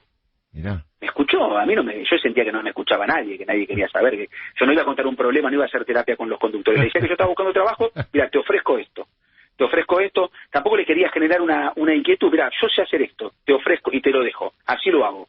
¿Viste? Y el tipo muy amablemente lo abría, lo miraba, gracias, lo recibió, se lo guardó, después no sé dónde quedaba, pero el movimiento estaba, uno se ponía en movimiento, las cosas hay que moverlas. Bueno, y me acuerdo que las recepciones de los dos fueron muy buenas. Y me acuerdo que también fui a verlo a... Gastón Pols había hecho una serie que se llamaba Todos contra Juan. Sí, me acuerdo. Que yo me sentía muy identificado. ¿Y ahora me lo decís? Y ahora me lo venís a decir. Decía el personaje de Gastón Pols. Yo me sentía muy identificado, porque aparte salió en el año 2009, que fue un año muy complicado. Era tremenda la vida de Juan. De muchas desventuras. No, de Juan el personaje y de Juan Marrón que está charlando con nosotros, ¿no? Totalmente. Vos decime si voy muy largo que yo lo abrevio, no me quiero extender, Leo, ¿eh? Te podés extender todo lo que quieras porque de eso se trata la charla a esta hora en la radio. Entonces, claro, yo me he sentido tan identificado con el personaje que vivía de algún recuerdo. Mi recuerdo era, por ejemplo, las transmisiones del ascenso en Radio La Red, de la que ya no formaba parte. Y él se recordaba de aquella serie que tanto había trascendido, salvando las distancias. Yo sentía que empezaba a vivir en un pasado, ¿no? Entonces fue como, y bueno, y además que él estaba en una búsqueda que no podía llegar a su objetivo, que era retornar la senda del camino actoral, y yo no podía meterme en el circuito del periodismo deportivo. Entonces, bueno, más allá de sentirlo como algo personal, yo le escribí un correo electrónico que en realidad no le escribí un correo, le escribí una carta y le dejé un mail y él me respondió. Él le respondió a un pibe que estaba desesperado por conseguir laburo de lo que le gustaba, que estaba laburando de algo que no le gustaba y que veía a sus amigos crecer en su oficio, en sus profesiones, y que se iban de vacaciones, invitaban a sus novias a tomar un helado o una cerveza, y yo tenía que pedirle a mi vieja, porque me habían echado también del call center. Entonces no sabía bien, entonces dije, dentro de no saber bien cómo encarar este momento, y fui a golpear las puertas, y yo le escribí una carta donde me había sentido totalmente relacionado con el personaje, y vos sabés que él me contestó el correo electrónico, me escribió, me dice, mira, yo hoy no te puedo brindar ninguna solución, estoy tratando de llevar adelante una producción con la vida de Carlos Tevez, que con el paso de los años eso fue muy cierto, porque él iba a hacer un documental con la vida de Carlos Tevez que finalmente no salió, y se había conmovido con lo que yo le había escrito. Y también siempre me quedó un buen recuerdo de aquello. Y me preguntás cómo llegaste a Dice Sports. Fui a la puerta y dije que era motomensajería. Fui con una campera, como lo usan los de motomensajería. Me faltó el casco, después tenía todo. Y necesito que baje tal persona para que reciba un material urgente. Es un tape que mandaron a pedir. Yo sabía que la persona que estaba en la jefatura de noticias, en ese momento Martín Vara, y vos sabés que bajó corriendo. Y le dije, no, mira, la verdad que no hay ningún material, es un currículum. Mi nombre es Juan Pablo Marrón, soy periodista deportivo y quiero que lo recibas vos, porque si no, no te llega esto. Y el tipo bajó, o sea que el tipo bajó y me tomó una entrevista a las 2 semanas. Mirá. Que no quedó Juan Cortese. Pero a los 3 años me llamaron y ahí empezó la historia en el canal. Mirá vos. A Martín lo conocí porque él dio clases en el ISPED de Caseros. Exacto. En la época en la cual yo también daba seminarios. Mirá, qué macanudo, qué bueno, qué linda manera de arrancar en Teis Sports. Totalmente. Y recién yo te lo adelantaba, en Teis Sports y en Radio La Red relatás partidos. ¿Cuáles son las diferencias entre el Juan que relata para la TV y el que narra para la radio? ¿Te preparás de maneras diferentes? Obviamente que son distintos los estilos a la hora de narrar para un medio que para el otro, pero contame desde tu experiencia personal, ¿cómo es relatar un partido para la tele y cómo es relatar un partido para la radio? Es una muy linda pregunta porque son tan parecidos y tan diferentes al mismo tiempo, ¿no? El sentimiento del grito de gol, del gol que se viene, de ir llevando la pelota o tratarla de llevar al lado de los jugadores con la voz, es para los dos.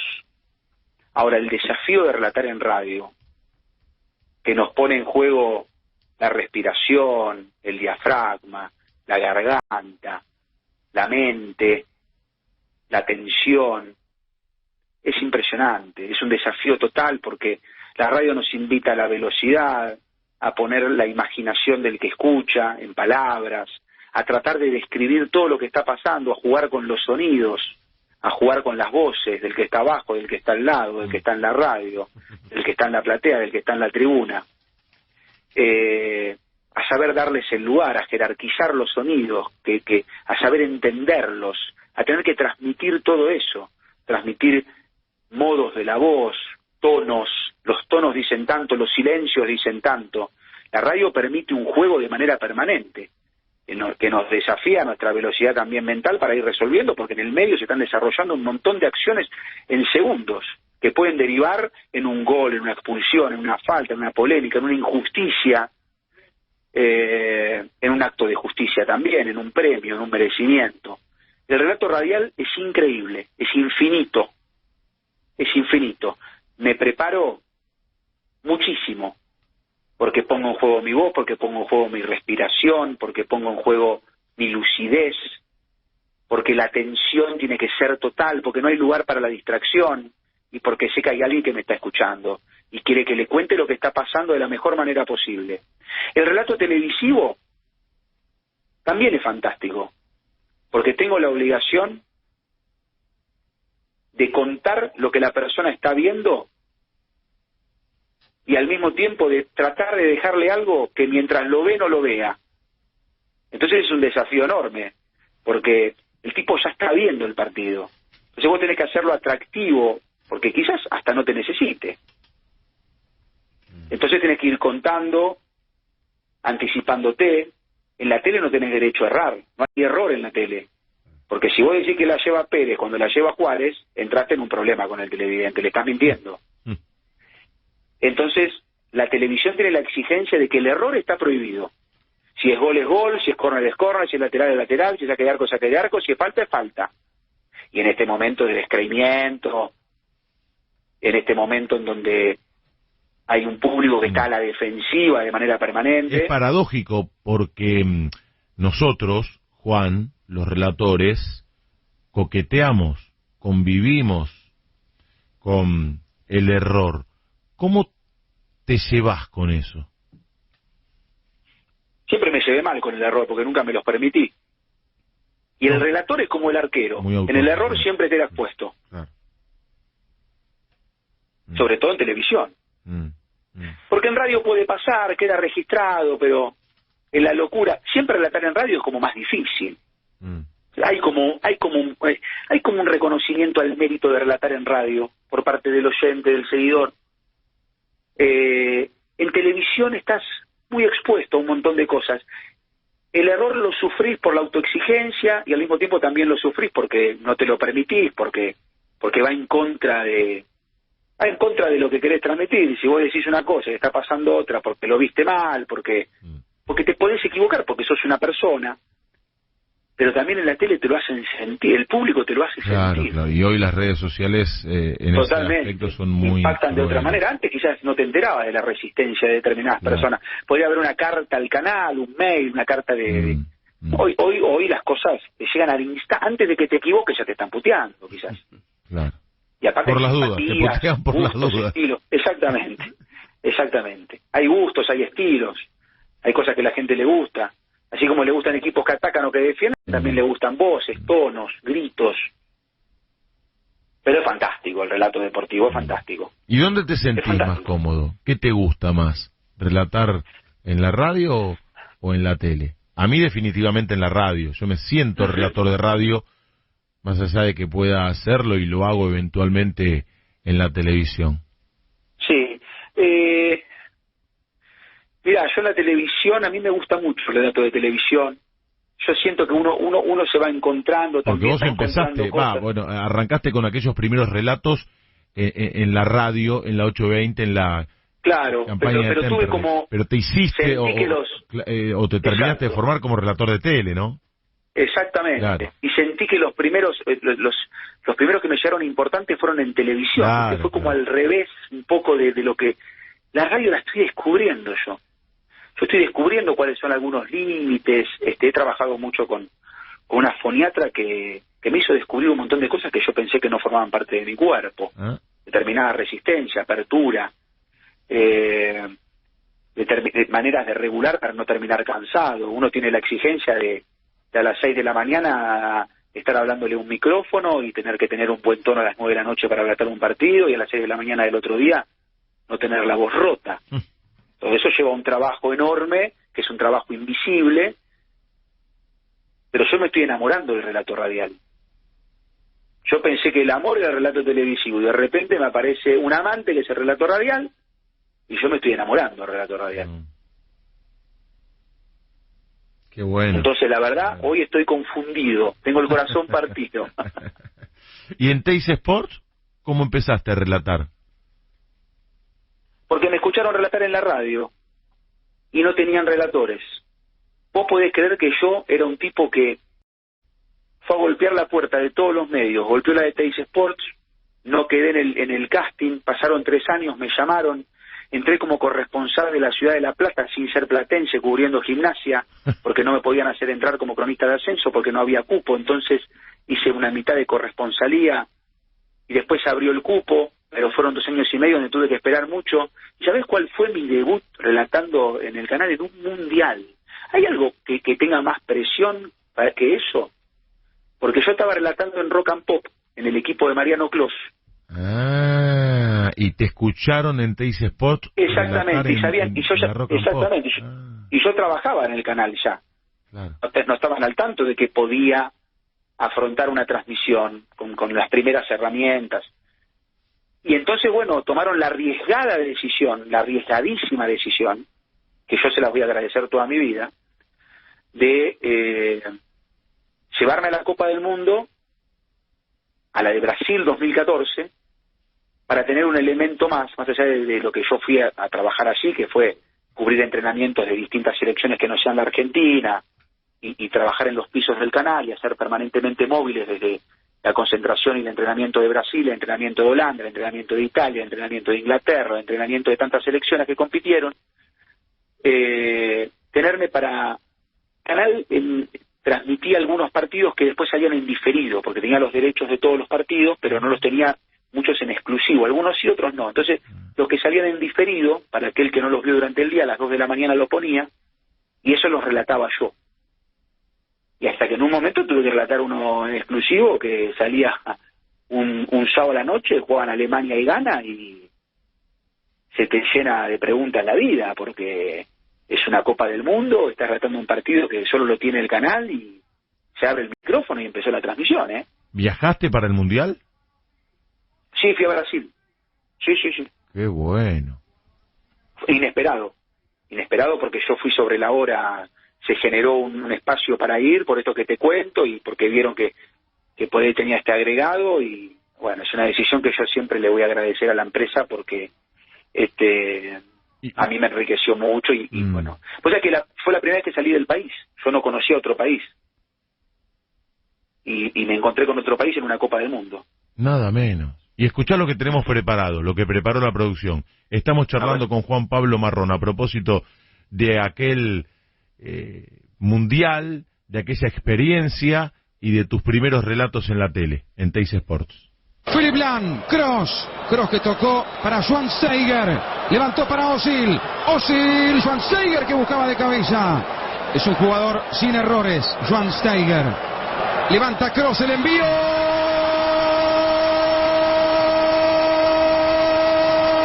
De uno de los máximos goleadores de la historia de los mundiales. ¡Gol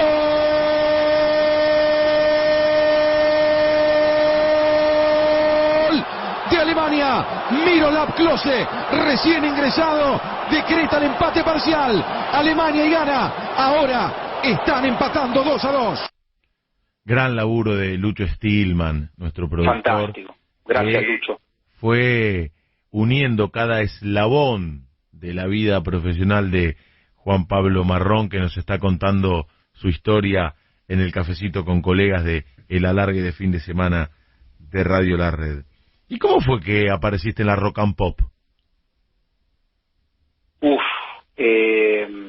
Recién me escuchaba en ese relato y casi que ni me reconocía, es increíble. ¿Qué te pasa cuando te escuchás? ¿Te gusta, no te gusta? ¿Preferís no escuchar? Sí, mira, no, cuando escuché el de Temperley Tigre quería suspender la nota en ese momento porque no, tremendo lo lejos, pero bueno, era tan joven, tenía 20 años recién cumplidos, es una edad igual donde ya tranquilamente. Bueno, sos joven, sos muy joven. Sí, más o menos, ya tengo 38, pero yo tengo 50. Bueno, sí. ¿Qué hago? Sí, pero parecés menos. Mirá, yo te voy a decir, no, cuando escuché el de Temperley Tigre, me dio un poquito de vergüenza, de cringe, como dicen los jóvenes en las redes sociales. Pero que escuché también, me siento, era otro tono, era otra persona también, ¿viste? Porque la voz habla de lo que somos también. Y yo era otro tipo a los 30 años y era otro tipo a los 20. Y eso influye también hasta en una transmisión deportiva. Me preguntaste de la Rock and Pop. Mira, como a mí en el canal me costaba terminar de entrar definitivamente, Ariel Senosiaín un día me vio y me dijo: estamos necesitando una persona que cubra los clubes Argentinos Junior, Banfield, y alguno más que nos pueda servir un poco de comodín para hacer un montón de cosas que le falta al equipo de Mariano. ¿Te interesa? Te imaginarás que... Vos en Teis Sports, pero todavía sin estar asentado, claro, digamos, exactamente, ¿no? En la periferia. Yo lo que tenía, yo cubría Gimnasia. Parece que es una tragedia todo, pero todo tuvo su parte linda, todo fue muy placentero, todo es la vida, esto es la vida. Yo cubría para el canal a Gimnasia y Grima La Plata, el equipo de Ángel Capa que había traído a Guillermo Barros Esqueloto y que estaba peleando por la permanencia para no descender al torneo al Nacional B. Y mi corresponsalía, si Gimnasia se iba a la B, iba a perder sentido. Porque ya iba a dejar de ser tanto noticia, yo iba a mostrarme menos. Entonces, claro, yo me hice un hincha de Gimnasia más. Quería que se quede en primera. Y fue tremenda aquella campaña. Capa se fue en la fecha número 12. Me acuerdo que yo todo ponía en juego. Me acuerdo que pude primiciar esa renuncia por parte del entrenador. Yo sin ser platense. Que hoy es un tema menor, pero en ese momento para mí yo me sentía que era el periodista deportivo más gateado de la ciudad de La Plata, y ni por asomo lo era el último, pero bueno, había tenido esa posibilidad de poder dar una información llegando de Buenos Aires, que no es antes fácil, que el resto. Exactamente, no es fácil y cubrir un club sin ser del lugar. ¿Qué te parece? Y aparte, si vos sos de Buenos Aires, sos mirado de reojo, y yo era de conurbano, pero para ellos era lo mismo. Obvio. Igual, un grupo de colegas fantástico. Ahí lo conocía el señor Nicolás Bosa, por ejemplo, joven Nicolás Bosa, hace unos 11 años. Y decime la verdad, si pudieras volver el tiempo atrás, ¿no evitarías ese momento? Totalmente. Pero bueno, lamentablemente no se puede. Lamentablemente no se puede. Y vos sabés que Gimnasia no había manera de que pueda zafar. Era un torneo que, de hecho River terminó descendiendo aquel año. Y eso me terminó dando un empujón, porque al River bajar paso a paso el programa, pasa a ser los partidos del Torneo Nacional B, y me dejan formar parte, porque yo venía del fútbol del ascenso, porque Gimnasia iba a estar en aquel torneo, y bueno, de alguna manera el descenso de River me terminó ayudando para mi carrera, ¿no? Perdón a los hinchas de River que estén escuchando, pero bueno, a mí me terminó ayudando para mi carrera, y al no poder terminar de afianzarme de alguna manera, de estar encuadrado, estar en una planta permanente, pero bueno, trabajar como una persona externa al canal, de aquel entonces, con otra gerencia, otro canal, otro tiempo, digamos, ni mejor ni peor, distinto. Lo que Ariel vio en mí era, bueno, a ver si podemos ayudarlo, básicamente, a que pueda tener otro ingreso. Bueno, y entonces me llevaron me empecé a trabajar para el equipo, aquel equipo de Mariano Clos de Rock and Pop que duró 2 años en aquella radio, 2012 y 13. Así fue un poco la historia de Rock and Pop. Estamos charlando con Juan Pablo Marrón, ya en un ratito lo vamos a dejar ir a descansar. Son las 3:30 de la mañana. Creciste bajo el influjo de tu vieja, una mujer docente, con inquietudes, como nos contaste. ¿A vos qué te sirve o qué te nutre por afuera del fútbol que usufructúas a la hora de desarrollar tu profesión? ¿Dónde abrevás? ¿Se entiende la pregunta? Te voy a decir, sí, perfecto. Te voy a decir donde hoy lamentablemente por la escasez de tiempo me está costando poder vincularme culturalmente con cómo me vinculaba antes, ¿no? Pero bueno, todavía tengo el backup, en algún momento si me va a terminar. Mira, hoy a mí me cuesta representarme ideológicamente, ¿no? Pero bueno, yo fui educado en una casa donde siempre hubo una sensibilidad social muy grande, donde se consumieron determinados autores, donde se presenciaron determinados eventos, determinadas marchas. Donde se escuchaba a Aliberti. Exactamente. Yo tenía una madre con una ideología y con un sentimiento político. Tengo una madre con una ideología y un sentimiento político que yo respeto muchísimo.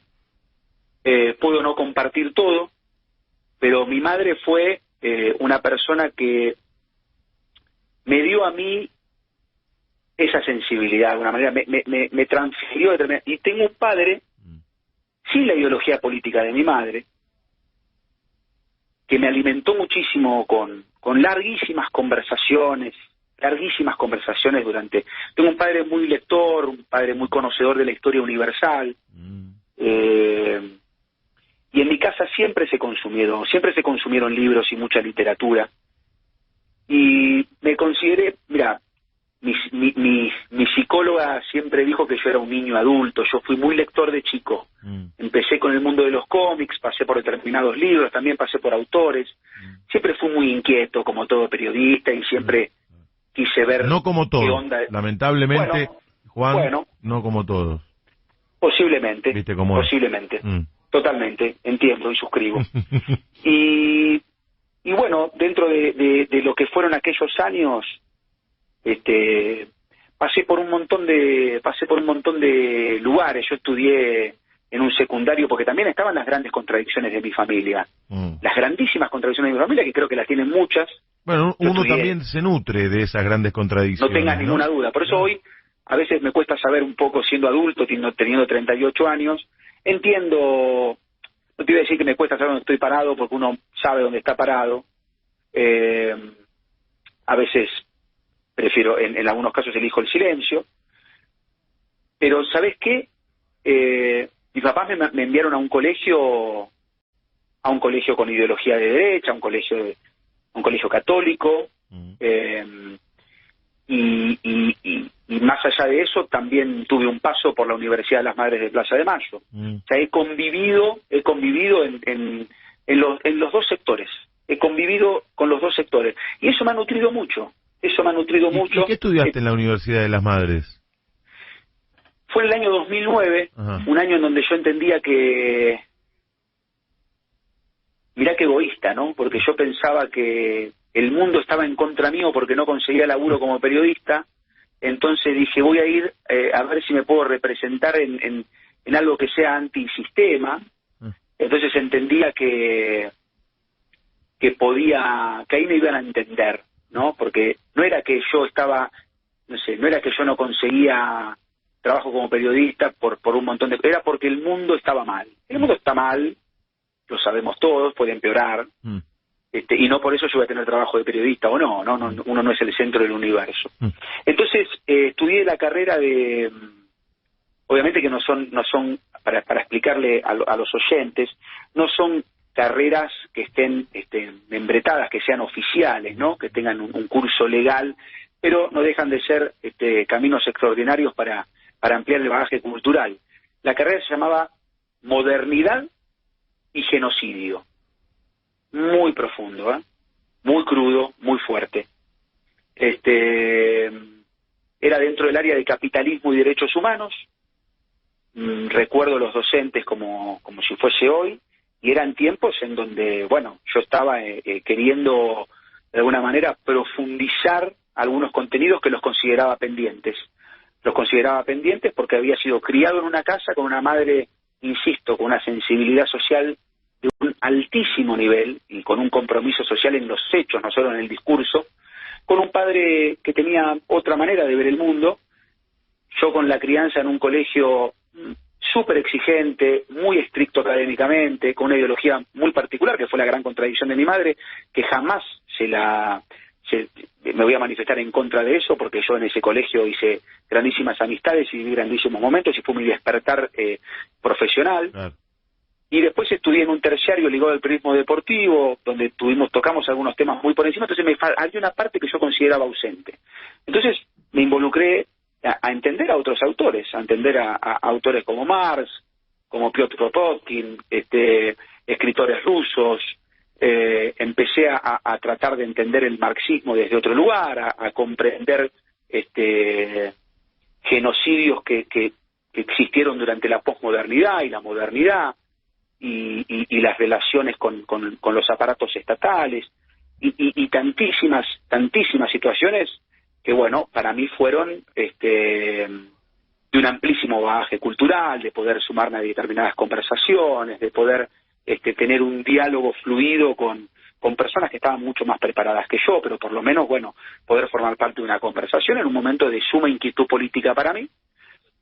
También había un despertar político-social, porque ya en las mesas de un montón de lugares se hablaba de política, se había dejado de hablar durante muchísimos años, y aquellos años había como una restauración de la conversación política a nivel nacional. Entonces, bueno, recuerdo que la Universidad de las Madres fue un poco una contención para un joven que estaba tratando de buscar su lugar en el mundo, ¿no? Creo que fue un momento de transición en donde ese lugar contuvo quizás algún resentimiento, quizás algunos rencores, quizás algunas tristezas, y hubo determinados autores que a la hora de leerlos me calmaron un poco la angustia. Javier Lucy no se mete habitualmente en el cafecito con colegas. Cuando se mete, cuando pide participar, es porque le interesa mucho lo que está escuchando. Así que lo sumamos, porque me pide, lo sumamos a este cafecito con colegas que estamos compartiendo con Juan Pablo Marrón en la trasnoche de Radio La Red. Juan Pablo, buenas madrugadas. Recién... ¿Cómo te va, Javier? Un gusto. Igualmente. Recién Leo te decía, cuando estabas hablando de los periodistas que son curiosos o que investigan, y te dijo, bueno, no todos, ¿no? Y yo estoy viendo, ¿no? Son las 3:30 de la mañana, vos estás hablando genocidio y modernidad, la Universidad de las Madres, de Marx. En este contexto, en hoy, vos que ya sos parte del medio, ¿qué pensás con respecto a cómo se está utilizando la posibilidad de tener un micrófono y lo que nos está pasando? Digo, porque me quedé así sorprendido de esta última parte de esto que estás contando vos. Mira, no es el mejor momento, está claro, ¿no? No es el mejor momento ni mucho menos. Yo creo que, o sea, si vos me lo preguntás en relación al periodismo deportivo en sí, los medios tradicionales, o sea, si tu pregunta apunta a cómo se está viviendo hoy el periodismo deportivo en los medios tradicionales, es un momento complejo de explicar, porque estamos ante la avalancha de otras plataformas que son una invasión muy grande, que pueden también dejar su propio legado. Hay cambios, hay más gente primero, hay cambios en los consumos culturales, y también, bueno, estamos atravesando un momento en donde los números hoy marcan grandes tendencias, ¿no? Hoy el rating se ha vuelto, hace muchos años, pero en algunos casos se ha profundizado, que sea mucho más dominante. Y es un momento complejo, la verdad que es un momento complejo en donde yo lo que te puedo decir, hablando de lo mío, es que yo en ningún momento fui ni apartado, ni silenciado, ni se me miró raro por determinado lenguaje. O sea, yo siempre he tenido lugar, pero entiendo que hay temas que no interesan. Hay temas que hoy no interesan. Y bueno, trato de convivir buscando dentro de los temas que interesan algunas particularidades, algunas situaciones que pueden viajar un poquito más allá. Es todo lo que te puedo decir dentro de lo que entiendo que tu pregunta parte de una disconformidad en relación a lo que hoy podés ver reflejado en determinados medios, o en determinados programas. Sí, entiendo que tu pregunta parte porque estás disconforme. Sí, no sé si tanto disconforme, sí era desde la sorpresa, digo, ¿no? Pensar eso, por eso te lo dije, 3:30 de la mañana vos estabas hablando de tus lecturas, del marxismo, de lo que significa la modernidad como el eje central para poder pensar que no es de una locura que se arman determinados genocidios, sino que es como el sumum de la razón que te lleva a eso. Y hay un cuestionamiento posible, ¿no? Para eso, y me parece, digo, wow, estar hablando de eso a esta hora de la mañana, vos decís, hay temas que no interesan, pero me parece que si uno también se deja llevar por el tema que no interesa, empezamos a hablar solo de banalidades, entonces hay una cierta posibilidad, no les interesen por ahí no interesan a aquellos que eligen, no digo todos, porque a algunos sí les interesa, Yo creo que no les interesa, no a la gente que los consume, hay gente que les interesa, hay gente que no, sino hay personas que a veces definen contenidos, que hay temas que les importan y hay temas que no les importan. Mirá, yo siempre encontré lugar para hablar de esta clase de temas cuando surge algún hecho violento en una cancha, que tampoco es producto de una casualidad, es producto de un montón de situaciones. Y siempre encontré ese lugar de poder, bueno, tratar de interpretar sin ser sociólogo, sin tener la formación académica como para poder, interpretar yo desde un lugar de periodista deportivo, porque un tipo va a una cancha preparado para matar, porque un tipo sale a la calle preparado para matar. Bueno, ¿por qué en la cancha por qué en Córdoba, en un clásico cordobés, entre Belgrano y Talleres, los hinchas de Belgrano en la Popular estaban mirando el partido y de repente un hincha de Belgrano dijo que había un tipo ahí que era de Talleres? Y al tipo lo molieron a palos hasta bajarlo a la parte baja de la tribuna, tirarlo al piso y el tipo se murió. En ningún momento nadie de los que estaba en la tribuna se le ocurrió pensar que quizás el tipo no era de Talleres, como dijo uno. Uno dijo, este es de Talleres, y todos creyeron y lo empujaron a la muerte. Y el tipo se murió. Y el tipo era de Belgrano. Entonces, yo lo que planteé en aquel momento que la gente estaba preparada para creer lo que le decían. En ningún momento nadie dudó. Tipo dijeron, este tipo es hincha de Talleres. Y todos creyeron. Y todos creyeron, y no solo que creyeron, sino que lo acompañaron hasta la muerte. Nadie lo detuvo. Y no era la barra la que lo mató. Eran hinchas comunes. Lo empujaron hasta que se murió. Entonces, yo planteaba y tuve el lugar para hacerlo, y tuve los oídos de mis colegas para escucharlo, que pueden compartir, que pueden no compartir. Digamos, ante el momento de la temática, justo ahora me acordé de este ejemplo, puse en duda también de que a veces lo que se dice en los medios termina quedando como la gran verdad. Entonces la gente está preparada para creer lo que le dicen. Se ha perdido un poco el cuestionamiento. En aquella popular fue fiel testigo de esta conclusión. Alguien dijo, este tipo es de Talleres, el resto creyó, no se lo cuestionó, no preguntó, no fue más allá, no le preguntó al tipo si era de Talleres o era de Belgrano, sino que, además de creer lo que dijeron, lo empujaron a la muerte. Tipos que son asesinos. Y no sé, fueron a la cancha a ver un partido, pero fueron preparados para matar, y mataron.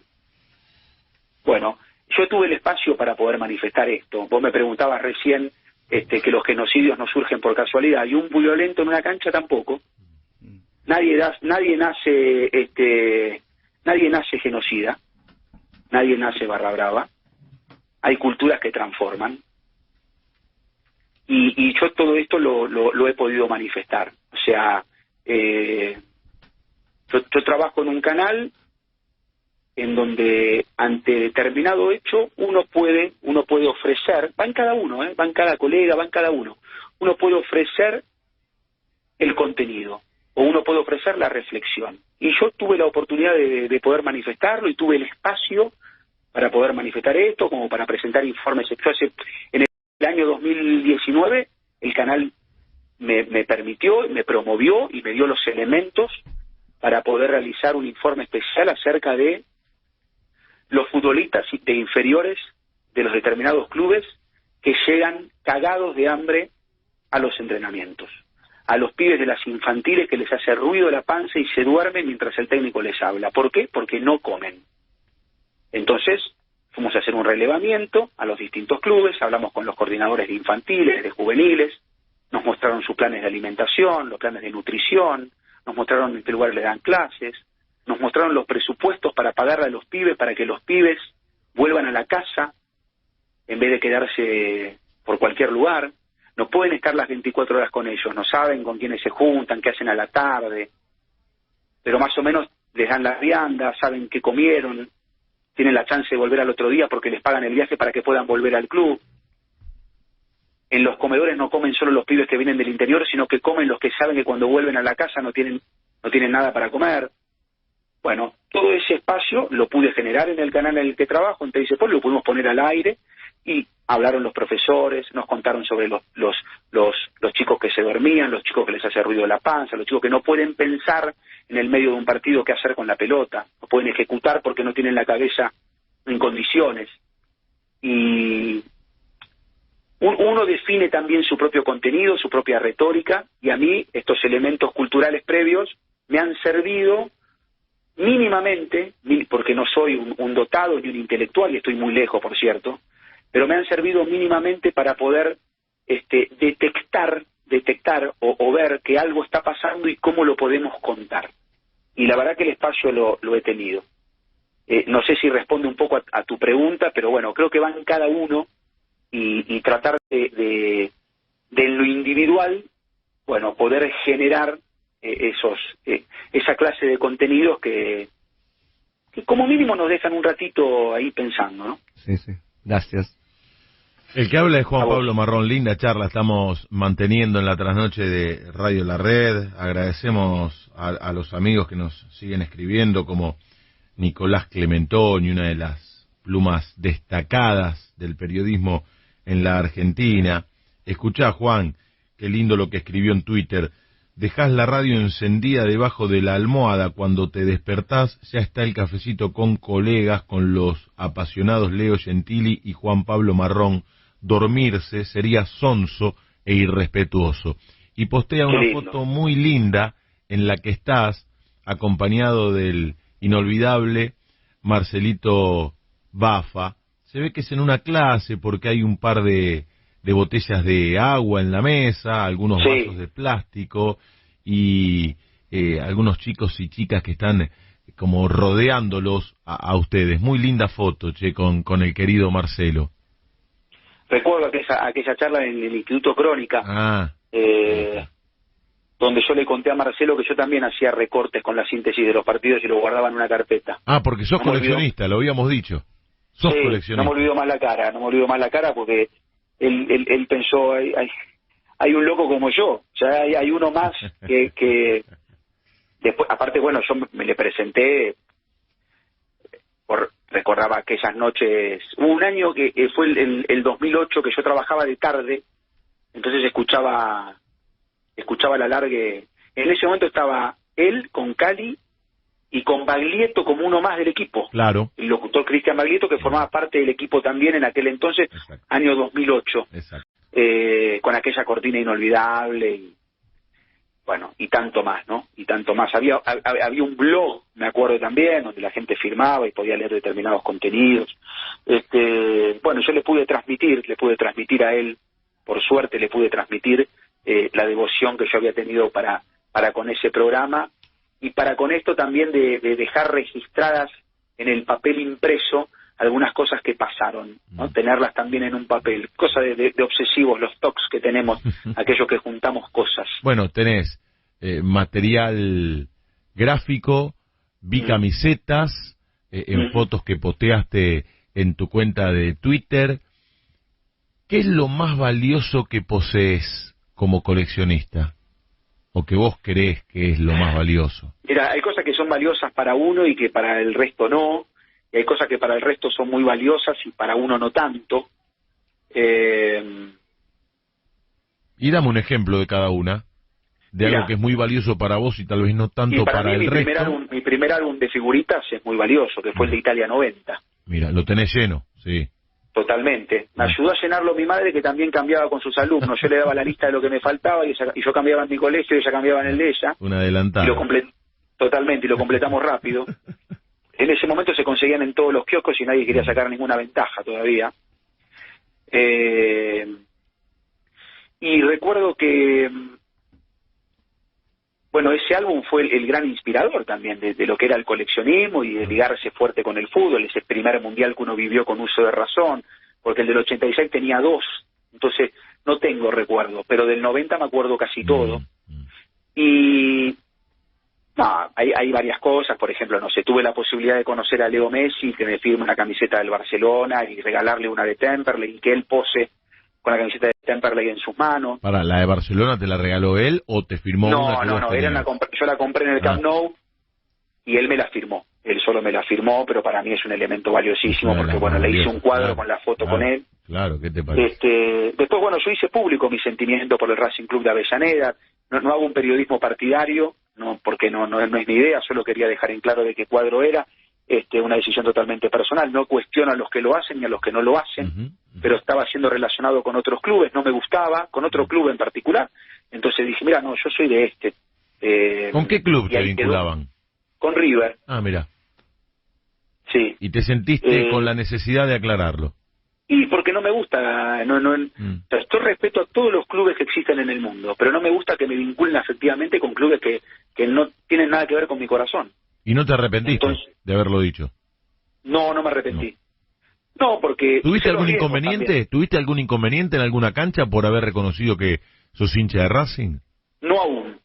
No, bueno, esperemos que nunca. Esperemos que no. Mirá, yo siempre fui a mí me tocó un momento de trascendencia en el periodismo deportivo que estaba vinculado al mejor River también de los últimos largos tiempos.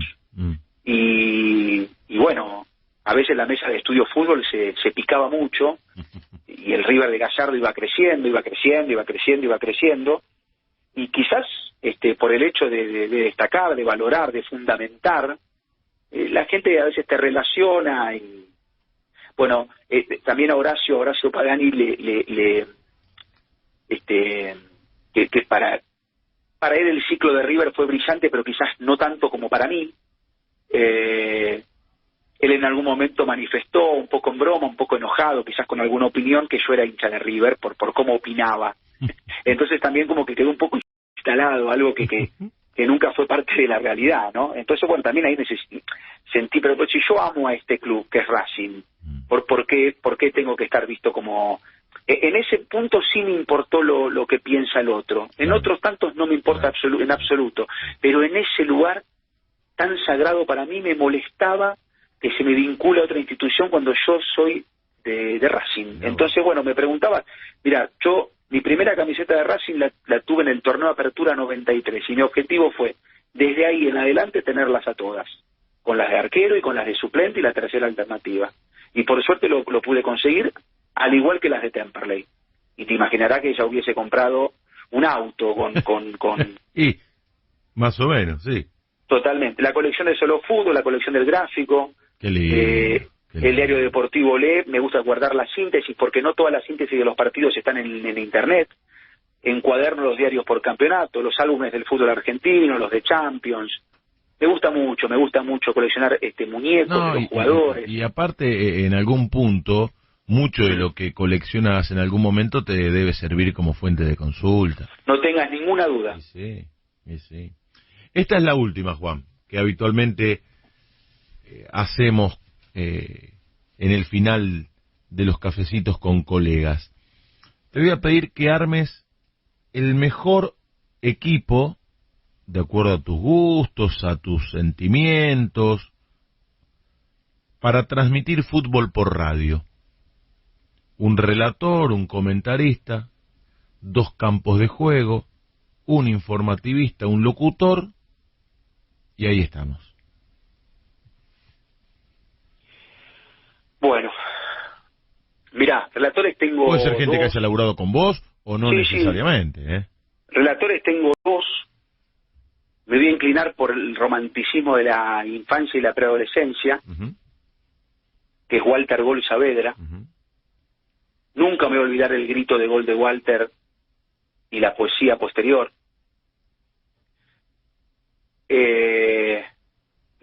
Técnicamente lo elegiría Mariano Clos en radio, aquella dupla con el Tano Juan Facini, pero me quedo con Walter Gol Saavedra, 2 estilos totalmente diferentes de relato deportivo. Antagónicos, absolutamente. Antagónicos. Sí. Pero bueno, viste que te conté lo del colegio de derecha, el terciario, ¿no? Bueno, comentarista en radio, y me voy a quedar con el Tano porque me lleva momentos también. No sé si harían la mejor dupla con Walter Saavedra, pero me voy a quedar, yo te lo elijo individualmente. Está bien. A mí me gustaba mucho,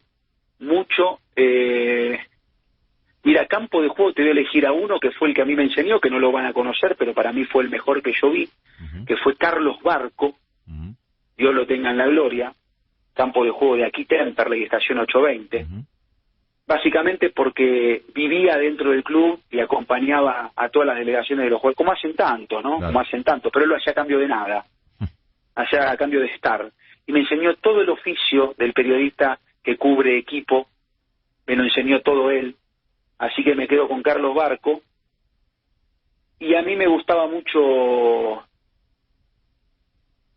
para hacer el otro campo de juego, te lo voy a poner a Martín Costa. Falta el locutor y un informativista. Bueno, esto para seguir con mi ego, el locutor te lo voy a poner a Cristian Baglietto porque cumplí el sueño de relatar un partido en Radio La Red, fue este año, relatar un partido de primera división en Radio La Red, y él estuvo en aquel primer partido y no voy a olvidar nunca más la presentación, que fue Huracán Lanús, así que me quedo con él. Y el informativista te lo voy a dar a Hernán Ramazzotti. Qué grande, Hernán. Muy bien. Sobre todo porque cuando yo dejaba los mensajes en Radio Rivadavia, él siempre me los leía y fue la primera vez que yo escuchaba a alguien que daba estadísticas de fútbol por una radio. Gran tipo, Hernán. Fuimos compañeros durante muchísimo tiempo en Radio Rivadavia. Te agradecemos, Juan, por esta charla, por abrirnos tu corazón. Los oyentes, los televidentes, conocen, admiran al relator, al periodista, pero no conocían al tipo que peleó por sus sueños. Y hoy nuestros oyentes conocieron a Juan Pablo Marrón, al hombre que soñó con lo que hoy es. Por lo tanto, te agradecemos. Fue un placer charlar con vos, Juan. El placer fue mío, me llevaste a un montón de momentos que solo estaban en el recuerdo, pero bueno, a veces también están en la piel, en las marcas de uno. Hay que rascar un poquito y salen.